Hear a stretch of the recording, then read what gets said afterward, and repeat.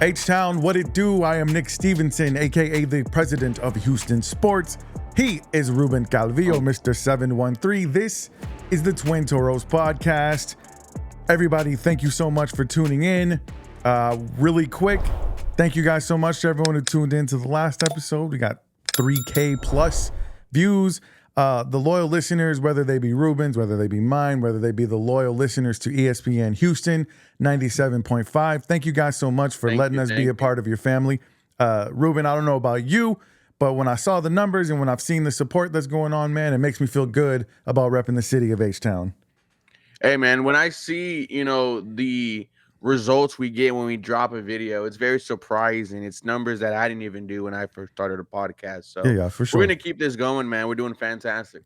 Yeah, man. And unfortunately today, we're doing our show once again after a disappointing Houston Texans loss. However, guys, I do want to remind you really quick before we get into that, follow Ruben at 713 Houston Sports. I'll have all his links in the description. And you can follow me at Houston Sports State of the Union Podcast. I will also put my links in the description of this video. Ruben, Texans fall 24-22. I don't want to blame myself because I did predict they'd lose 24-21. Yeah, I know you're happy. I'm not happy, bro. But I will say this, bro. I owe the Texans defense an apology. Namely, I owe Neville Hewitt and Jake Hansen an apology. Those dudes balled out, man. And the defense played well enough for the Texans to be able to win this game. It is really rare to lose a game where you had 3 takeaways and did not have a single turnover. But somehow this Texans team managed to do it, and it's because the offense was anemic. A total of 55 yards passing. They did get 42 on the ground? But CJ Stroud was under an assault the entire time. I don't have the statistics off the top of my head. I'm sure you do because that's your lane. But I could count 2 dropbacks off the top of my head where he wasn't pressured. They were awful. And we've been making the excuse, man, that, hey, they keep winning these games even though they're not clicking on all cylinders. Well, we're almost halfway through the season. It's time to start clicking on all cylinders. Tell me your thoughts on the loss. It was a tough loss, but, man, we're going to be here win or loss. Shout out to ESPN 97.5. But, dude, a heartbreaker one for me, the offensive line, Nick, was horrible. I mean, atrocious. Could not protect CJ Stroud to save their lives. Here's a tweet from our boy John Crumpler. Story of the game from yesterday has to be Houston offensive line. Per NGS, the Packers were able to generate a pressure rate of 48.3% while only blitzing on 17.2% of passing downs. Green Bay simply dominated with the pass rush without dedicating many resources. Now, this is where it gets scary, Nick, because John follows up. Formula to beat Houston offense is starting to crystallize. Dedicate resources to stopping early down runs and then trust 45 rushes to get home with simple stunt maneuvers while playing cover 2. It's now a blueprint now, how to stop this Houston Texan offense. I don't understand why this unit cannot pick up a stunt to save their life. Kenyon Green, horrible day yesterday. At this point, man, it's safe to say that the Kenyon Green experience has not worked out. He is a bust. Does he get better? I don't know. Yeah. But right now, this O-line is a problem for you. And, on the ground, when Joe Mixon is not running the ball, we have no running game. Yeah. Joe Mixon makes his offensive line better. Does a change happen soon? We heard DeMeco say anything is on the table, so we'll see if anything happens in the next coming days. Yeah, man, it's a really strange thing. Kenyon Green, at least according to Pro Football Focus, is one of the worst offensive linemen in football. And I know he had the pedigree coming out of college. He had the reputation coming out of college. It's not working out in the pros, man. And we've talked exhaustingly about the resources that this team has put into the offensive line. And I listened to a lot of the Houston Texans fans over the last day and a half. Shout out to Landry Locker. I was listening to his podcast. Great job. Bunch of dudes in there saying you got to fire Bobby Slowick. For me, I'm still at a point with Bobby Slowick where until this team can actually execute his game plan, how in the world can we know if it's good or not? There's no way to know because his team can't execute it. Now, is that on him? Is the scheme too complicated? Is he asking them to do too much? That I don't know. But Landry also brought up another point. This same personnel has had 4 different offensive line coaches because a lot of people said fire the O-line coach. Well, you've had 4 of those. It's a personnel problem, man. Titus Howard is embarrassing right now. This is 2 games in a row where he just tripped over nothing. Well, And yeah, well, on the R22, he tripped over the foot of Dotson, but still no excuse whatsoever. okay, well, in this game, he tripped over. There must have been a Yeah, turf yeah, monster. I don't yeah, know what it was. yeah. But it's just been kind of embarrassing, and just to watch them constantly get beat. We talked about how they had been getting better, but the competition was stepping up. And I mean, I'm not going to sit here and act like, yeah, the Green Bay Packers, they got some players on defense, but they're not world beaters, man. We're going to be Exactly. playing tougher defenses coming up down the line. We saw what the pass rush of the Colts was able to do in week 1. Well, we got them next week. So you asked the question on your show, and I was watching it, can this be fixed? It has no choice but to be fixed.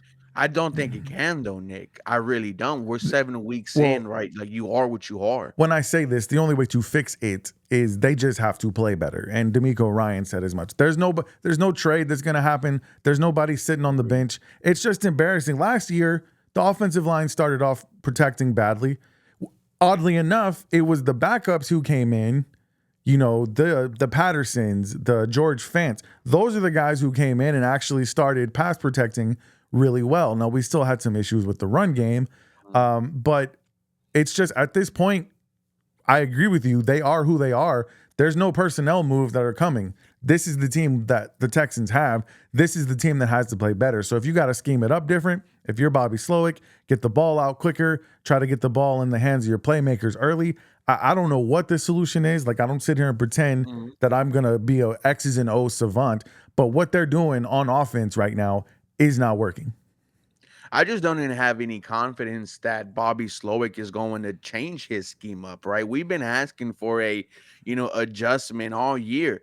In the second half, outside of New England, this offense is non-existent.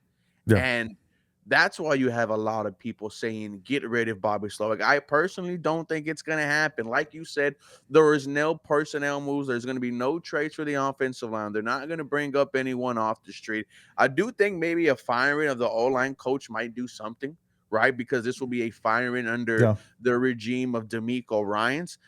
Kenyon Green, I think, should be benched. I really do. If you are going to send a message, I think those are the only 2 outcomes you can do, right? Because you're not benching Laremy Tunsil. I don't care how many false starts he has. I'm taking that at least that elite pass protection. Titus Howard, you gave him the big 3-year deal. Shaq Mason, you gave him a big 3-year deal. You can't afford to sit those guys. Juice Scruggs is your center. So the odd man out, the worst of the group, unfortunately, is your left guard, Kenyon Green. And he just had not worked out. That's why I called him a bust a couple of minutes earlier. I think those are the only 2 changes, Nick, because it's not going to get better, right? We cannot have the excuse anymore of they didn't even play 1 game together last year. That's out the window. It's out the window. This is inexcusable. No, I agree with you 100%. And here's the thing, whether it's Patterson or you try to see if Fisher can play guard, they can't possibly be worse than what you're getting from Kenyon Green right now. So the question I have for you, and the question I've been asking myself, is DeMeco Ryans the type of coach that's going to hold his players accountable like that? Or is he too nice of a guy? Is he too much of a player's coach? Do you see him holding those players accountable despite what their contract says, despite, what draft position they were in? Is he going to tell you, hey, whoever is producing, that's who I'm putting on the field? When he said anything is not off the table today to Landry Lonker, I'm going to hold DeMeco Ryans to that. This O-line group is not playing good football. What are you going to do? Now, I'm pretty sure behind closed doors, there have been these conversations. There has been these teaching moments. Look, if you're asking me, I'll rather take a DeMeco Ryans over an a-hole head coach. Yeah. Different people respond to different type of coaching. With this offensive line, you have a sensitive one. Laremy Tunsil, it's all about himself. Titus Howard, it's all about himself. I think DeMeco is the right coach for this Houston Texans team. There is no energy vampires here. Would you love for him to get mad on the sideline, right? Would you love to see some type of Rex Ryan antics? Absolutely. But Rex Ryan never won himself anything out of those 4, AFC championships. I'm sorry, 2, right? 2, I believe. Yeah. Well, here's the thing, man. I get it. Yeah. though when it comes to, I'm sorry, and just not No, to you're cut you off. good. I get it though when it comes to wanting to see DeMeco be on these guys' ass, but I just don't think it's gonna happen, right? He's not the guy. He's been in the NFL, knows what it Yeah. takes to be successful. So I don't think we'll ever see a DeMeco Ryans like grilling session on camera. Yeah. Maybe behind closed doors for sure. Yeah. And I don't think that that's necessarily what it takes. I mean, we've talked Mm. about how, this offensive line was terrible with penalties in the first 4 weeks, and they seem to have at least cleaned that part of it up. And I'm assuming DeMeco Ryans' coaching had something to do with it. Either he got in the room with his coaches and said, hey, you guys need to fix this, or whether it was directly or indirectly, it got cleaned up. So I think we should expect that we can possibly see them clean up what's happening with just this porous offensive line and not protecting CJ Stroud. CJ Stroud is the ticket to everything. You have to protect him. That's why you saw Joe Mixon get on the offensive line, and you saw some of the other guys getting on the offensive line, because that's your ticket right there. And it's not just your ticket. It's not just the guy who's going to help you get to the Super Bowl if you ever want to win a Super Bowl. He's also getting you paid.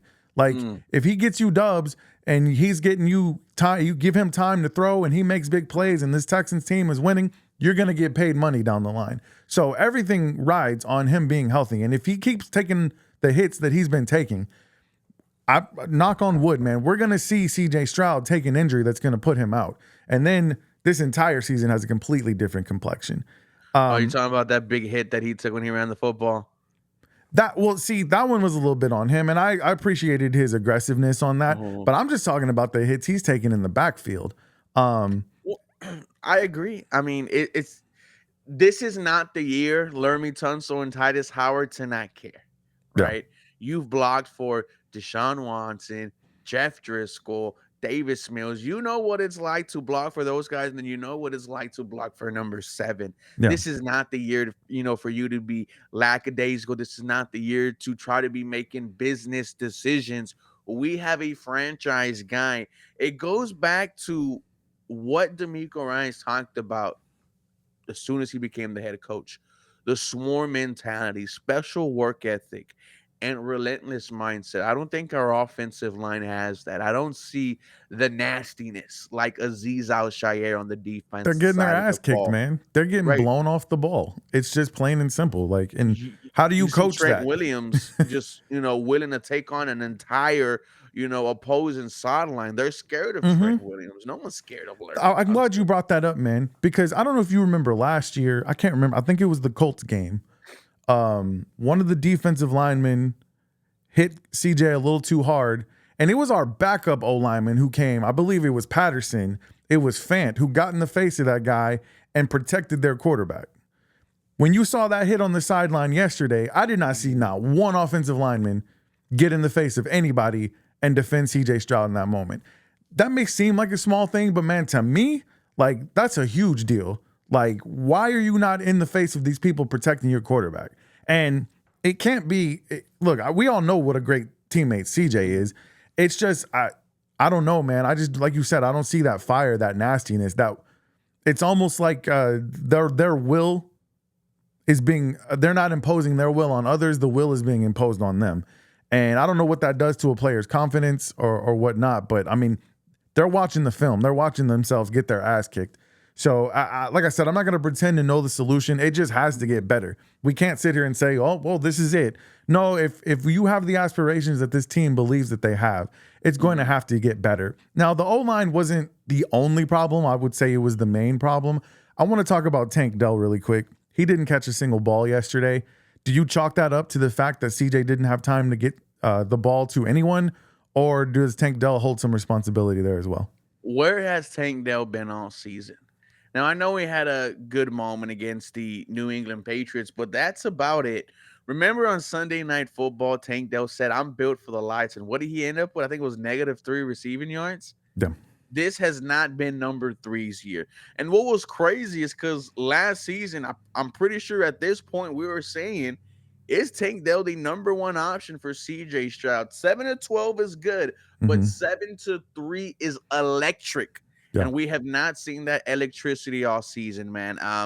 You have to start, asking some questions. I love Tank Dell, right? I'm going to get myself a Tank Dell jersey, but it'll be wrong for me not to criticize him. He's been absent this year. I love the Yeah. story of him DMing Houston, don't let me leave the city. Yeah. I love him talking to CJ Stroud before the draft. I love what he's going to do for this city and organization.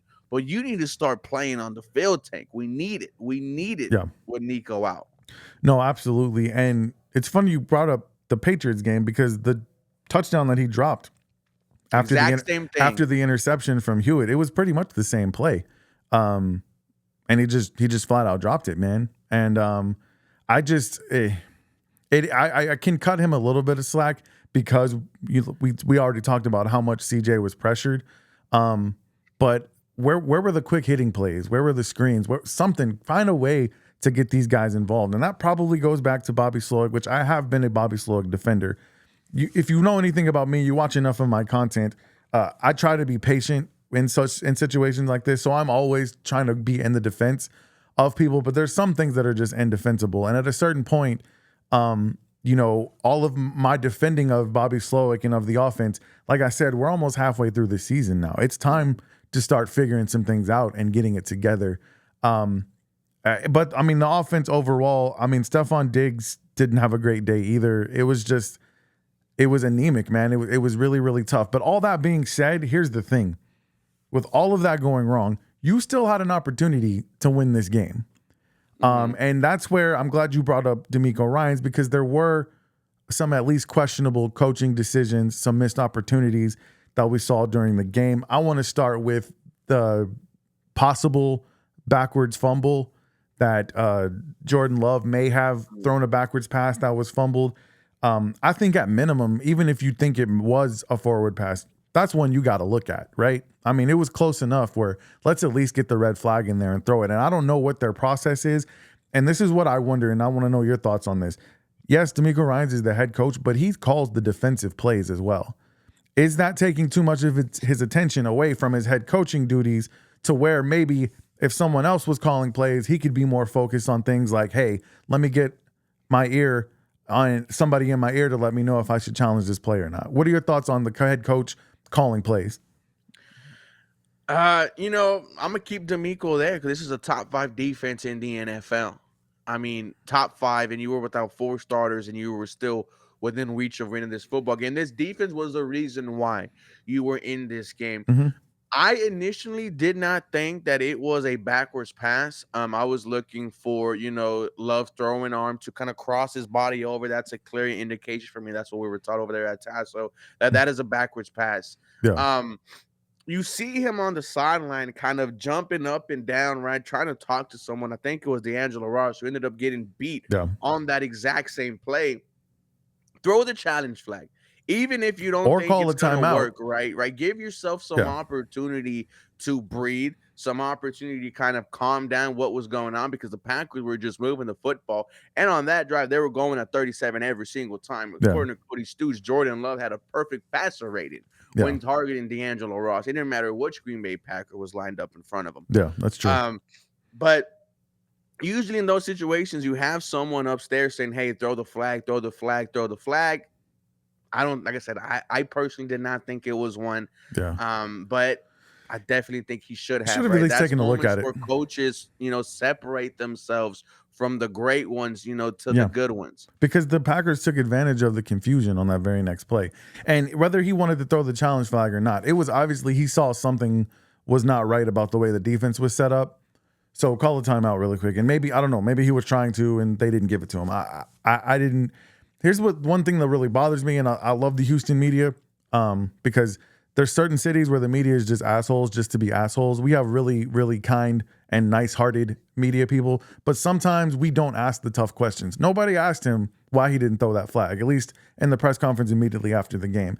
Nobody asked about the play calling at the end of the game. It was just kind of, and I know it's DeMeco Ryans. He's a beloved ex-player. He's a first-year head coach. So these are the type of things that you're probably going to get away with in your, first and second year. But as the years go along, as you gain more experience, hopefully, like he said, this is a learning experience for them. I want to talk about the last drive of the game. The Texans are being criticized for not playing to win. Do you agree with that? Yeah, of course. Of course. Well, what makes you feel like they didn't play to win? I'll tell you my thoughts later, but go ahead. after the Xavier Hutchinson catch, and that was his biggest catch of his career. Shout out to him for making that play, and shout out to CJ Stroud for being able to stay alive. That was almost identical to the Nico play. Almost identical. Almost identical, yeah. Go ahead.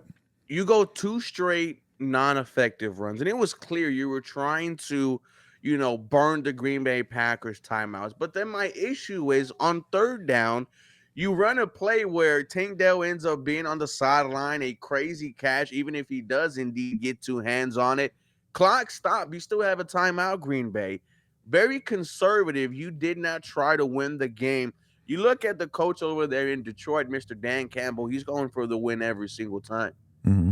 And whenever I saw the 2nd straight runs out in the back of my mind, I said, man, DeMeco is going to try to win this game by 1 point. Now, that's all fine and dandy, but there has to be someone in the back telling, hey, do not forget, we got 4 starters out, right? Yeah. We're going up against Green Bay. Let's try to steal one here. Yeah. Let's try to win the game right now. If you get a 1st down and take a couple of knees and run it down all the way to 3 seconds, timeout, kick the field goal, great job, DeMeco. Unfortunately, being too conservative, came back, it bit you in the ass. Too much time for Green Bay. I think it was 1:48 seconds. Yeah. And they had 1 timeout. I don't even know that it was that they were too conservative. In a way, it was maybe 2 straight runs back to back. I mean, so this is what that? This is if you're gonna do the 2 straight runs, then you better run it the 3rd time or throw a completion in the middle of the field. Because your goal at this point, you've said, our goal is not to score a touchdown. Our goal is to make them burn their timeouts and use as much time as possible, which is an effective way to do it. We saw them do it in Jacksonville. It worked in Jacksonville. Almost the same scenario. So my problem with it is the execution. I don't have a problem with the play call. First of all, moving the ball on the ground was the only way you moved the ball the entire game.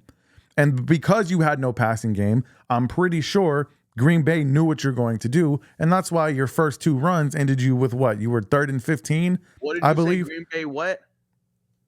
They knew what was coming. What you were going to do. And because you hadn't been able to pass the ball. Let me ask you, though. So if they pass the ball 3 times and don't cause Green Bay to use any timeouts, and they get all incompletions, and then Green Bay gets the ball back after a field goal with all 3 timeouts, are we criticizing DeMeco Ryans for being too aggressive, for trying to score the touchdown rather than running out the clock and taking the field goal? No, I don't think anyone would be upset that DeMeco tried to get the W. Probably just be upset that it didn't happen. You just knew that we were just trying to go up by 1. There was no indication, which is fine, right? There were, from the sideline, from the body language, that we were going to try to win this football game. And I think it was Stressens who brought out that CJ Stroud didn't know what was happening towards the end, right? Couldn't get, the situation right in his helmet. How was that? How was that going on? You talked about the run on 1st down. The Texans had 10 1st and 10 across their final 3 drives, including 1 negated by penalty. Bobby Slowick called a run play 9 out of those 10 times. Mm-hmm. They were losing by 3 for most of the second half. They netted just 1 field goal from those drives, ultimately losing by 25. Yeah. We're coming right back down to the source of the problem, being predictable. Yeah. And it was predictable that the Houston Texans were going to try to win this football game by 1 point because they are willing to do that. We've seen it all year. And I think I was very surprised people were saying, why is he doing this? This is the DeMeco Ryans way. I think your ears back, trust your defense. Yeah. And it came back to bite him in the ass. I think one of the reasons it's predictable, though, Ruben, is because it is the right play. Where they messed up is they should have run the ball on 3rd down. Okay. So let me ask you. Go for it. You're Nick, right? You're offensive coordinator. Yeah. So on 10 1st and 10s, you're running 9 runs? No, but on 1st and 10, on 1st and 10 with under. So you saying no just shows that it's already different from what our OC is doing. 9 times you run the ball on 1st down? No, they definitely should have been less predictable earlier in the game. But in that scenario, fourth quarter, under 2 minutes, they have 3 timeouts. I'm trying to run the clock out. Yes, I'm running the ball on 1st. I'm running it on 2nd, and I'm running on 3rd. Kaimi Fairbairn's already in field goal range. That 3rd down play did not do any. So you went from what, a 35 or a 45 to a 35-yard field goal, he's going to make either one of those. Force them to use that timeout. If you've just, because at that point you've decided, I want them to make a decision and stick with it. Once you ran the first 2 times, you decided this is how we're going to win. Now, if you throw on first down and you either get an incompletion, well, then now you're in a predicament where you're like, hey, we've already tried scoring this touchdown. We might as well go for it. Maybe run the ball on second and then try to throw on third. But once you ran the first 2 downs, you committed to this is what we're doing. It made no sense on the 3rd down play. Even if he completes that ball, he's on the way out of bounds anyway. Like, why are you running? And I know it was a scramble play, so I'm not going to sit here and pretend I know that Tank Dell was supposed to run that route to the sideline, because it may have been just a scramble drill and he was just trying to give CJ a spot to throw the ball. But I feel like 3rd down is where they messed up. I'm okay, especially, like we talked about it. Your defense is depleted. You don't have Nico Collins. If you're able to steal a 1-point win out of Green Bay, you're not going to be mad at that on Monday. No matter, like, you're not going to sit there and say, oh, well, we could have scored a touchdown. If they successfully executed that game plan, which has been the problem with the Houston Texans this entire season, is not always executing what the game plan should be. Now, we've seen them do it in all of their 1-score games. We've talked about how they executed down the stretch. In this game, they didn't, and I think that's what cost them. I would have run the ball 3 times, kicked the field goal. Now Green Bay is approaching their last possession in a completely different manner because they have no timeouts. And maybe that's just enough to sneak out of there with a win. That's just my opinion. No, I mean, yeah, and just, that 3rd down call is just not it, right? Yeah, it makes no sense. That's, I think that's a turning point, for me. I just felt coming out the gate that we weren't going to try to, put up 7. And very, to me, I was kind of disappointing, but we knew that's the formula for DeMeco. I just wish someone would have told him, hey, man, we still have 4 starters. So let's try to win this one here and, fall on the sword of your quarterback. You have number 7 out there, but, it's just. Real quick, you're young enough yet old enough to remember when Gary Kubiak was the head coach and he was DeMeco Ryans' head coach. He called the offensive plays. He didn't, up until, I believe, in his final year, he allowed Kyle Shanahan to call the plays. But he called the offensive plays for the majority of his tenure here. And the Texans had a great offense. But there were so many situational clock management, decision-making fumbles that he had. Many people criticized and said, hey, man, maybe you should give up play calling duty and focus on being head coach, focus on clock management, focus on down and distance and all of those things. And I'm not saying we're there yet with DeMeco Ryans. You're right. DeMeco is a great defensive coach. This is already twice you brought this up, Nick. This is already – bro, you really want him to stop calling plays? It's not that I want him to stop calling plays. If these – right now it hasn't been a big issue, man. We're the team is 5-2. Yeah. Like, I'm not panicking. I'm not panicking at this point. We're just being very critical about a team who we expect to go to the Super Bowl. What I'm saying is, if he continues to pile up these moments where maybe the calling the defensive plays is keeping his head out of the entire game, because I'm sure it takes a lot of focus to focus on calling defensive plays and what the offense is running. And a head coach's job is much, much more than that. So I'm going to give him the benefit of the doubt right now, but I will say, if we continue to have these question marks at the end of the game of, should he have thrown that flag? Is that the right call? Like, maybe DeMeco Ryans should be able to trust his defensive coordinator, who's been under him for some time now. Hey, I'm going to hand this duty off to you. I got to pay more attention to the whole picture. And that's just my thoughts on it. I wanted to see what you thought about it. What's that? If DeMeco does not have faith that Matt Burke could call an effective defense, there's a guy out there waiting, a guy who just got fired from the New York Jets a couple of weeks ago. And we talked about this, I believe, briefly. But, Nick, I mean, if you think that, DeMeco should give up play calling and focus more, as a head coach, then who better than his former mentor? We know what type of DC Robert Saleh was with the San Francisco 49ers. Hey, you could be a great DC. You can't be a head coach, and that's okay. So, I mean, I don't think that's a move that happens this season. That's maybe something we're talking about next year, right?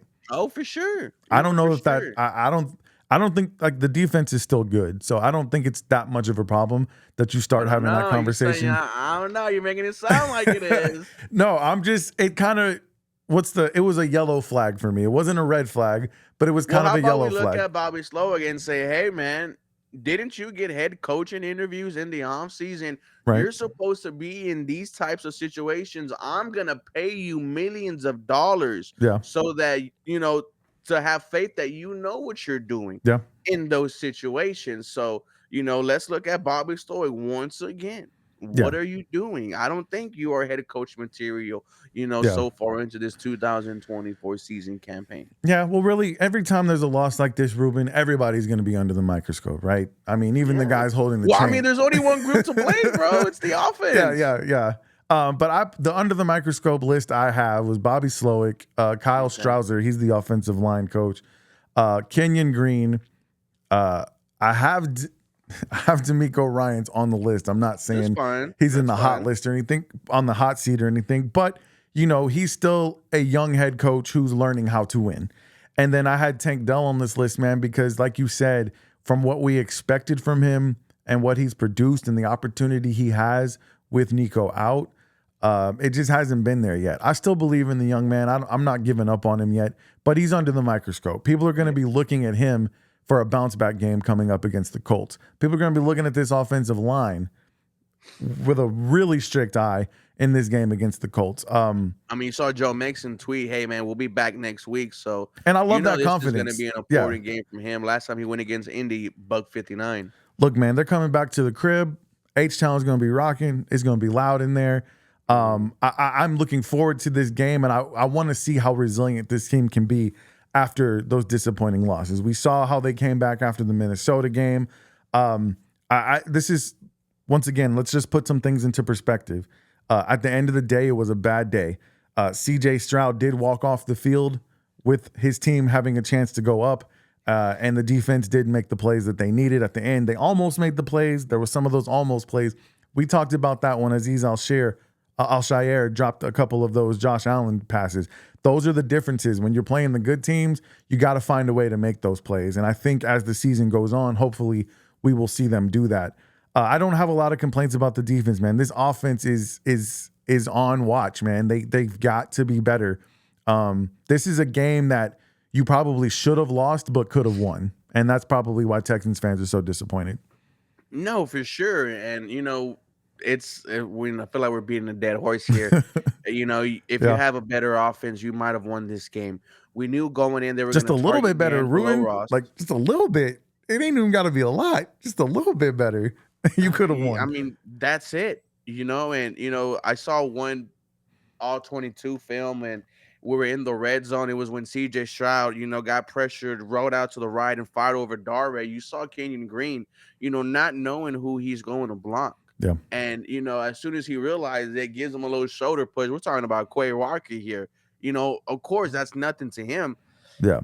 It's like, you're like, damn, can a bad offensive line really affect this offense? The question is yes. Yes, absolutely. And what's sad, Nick, is I've seen a Houston Texan offensive line with no Laramie Tunsil, no Titus Howard, put up a 0-sack performance against the Pittsburgh Steelers, who had TJ Watt and Alex Highsmith out there. I think the theme, man, is just going to be what change needs to be made from this offense. And what's crazy, though, bro, is on paper, you're going to see a top 10 passing offense. And you're going to see, when Joe Mixon's out there, a damn good rushing attack. But us who watch every single Sunday, who have been watching every single Sunday for the past 19 plus years, we know that this offense isn't firing on all cylinders. And every week we're saying, when they get it together, it's going to be dangerous. When is it, man? Yeah. When is it going to happen? Yeah. Man, we're going to find out quickly, though. Quick turnaround. We'll be playing on Sunday afternoon again. I want to remind everybody who's been supporting the show, thank you so much. If you're watching us on ESPN, we do our reaction videos after every game right here on ESPN Houston. We do our preview episodes on Ruben's channel, which is 713 Houston Sports. Please go subscribe to that.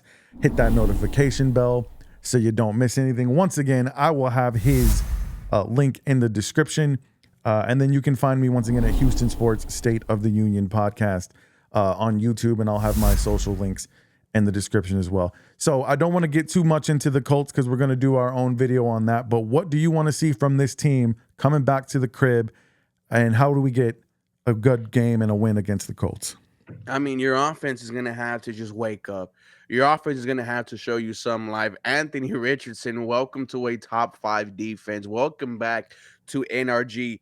I know this defense still wants their leg back from that week 1 loss last season. Yeah. So I am excited, brother. All eyes are on the offense. All eyes are on this offensive line. You have another bad performance from this group, and we might talking about these, this unit just hindering us from going to places that, we've never gone before. And bro, I've already found myself looking in free agency. I've already found myself looking in the draft. I need some old linemen that can give a damn. I need someone who can move cars with just one hand, who is nasty, maybe a little bit dumb, but let's go ahead and protect our franchise quarterback. Because like you said, when he eats, we eat. Man, I could go out there and give him I'll even take some off the field stuff. Nothing domestic. Like, we don't know no domestic violence or anything. Give me some partying on the sideline. Give me some Houston Texans right tackle got drunk at a bar and ended up in the bayou. Like, give me that. Give me something. Something a little. Listen, man, and here's the thing. Don't go to a fashion show. Don't. Dude, they're not swarming. They're not swarming. They're not swarming. And shout out to Laramie and Titus. They're big into fashion. Hey. Oh, snap. They got drip, right? They got right. Drip. They do. I'll give them that. Look, man, we're just going to, like I said, the microscope's going to be on that offensive line until they perform better. Players get coaches fired, man. So even if it's not on the offensive line coach, even if it's not on Bobby Slowick, if they don't get it together, that's the first 2 people everybody's going to be looking at. So we'll see what happens, man. I'm looking forward to the game, and I'm looking forward to breaking it down to you next week. I will not be at the game. My brother will be there. I don't know. Maybe I'll see if he wants to let me go with him. He usually takes his girl, but I'll see if I can finagle my way in there. But no, you're going to be at the tailgate? Of course. Are you going to the game too? No, sir. Okay, just tailgate. Okay. I feel you, big dog. Well, maybe one day we'll be going as members of the media, bro, and we can meet up there. But you guys, I don't know, bro. I heard you can't cheer. So that's what I heard too. I was like, ooh, I don't know. I can't see Ruben doing that. If you watch Ruben, jump up and they're like, stop. Yeah, you guys go make sure you check out Ruben. He does a watch party every game. He calls the play-by-play. If you watch him when the Texans score a touchdown or make a big play, if you think that man's going to be able to sit in the press room and not cheer, you got another thing coming. So they might have to tie him down, put some duct tape on his mouth. I don't know. One of the 2 things. Great time. But you guys go check him out at 713 Houston Sports again. I want to thank you guys once again. We will see you guys on Ruben's channel on Friday, and then we will see you guys right here next week on ESPN Houston, Tuesday, 7:30. Hopefully, we'll be talking about a Houston Texans dub against the Indianapolis Colts. Before I get out of here, Ruben, what you want to say to the people? Man, thank you so much for for the people who have been here the past couple of weeks. This means the absolute world. We're keeping it strong here in the Twin Toros podcast, man. I'm just ready to take over. Absolutely. 12 episodes in, still going strong. Thank you to ESPN Houston. Thank you, Joe George. We appreciate you so much. Thank you to everybody who listened. We'll see you next week. But in the meantime, I want you to stay 10 toes down for the H. We love you. Good night.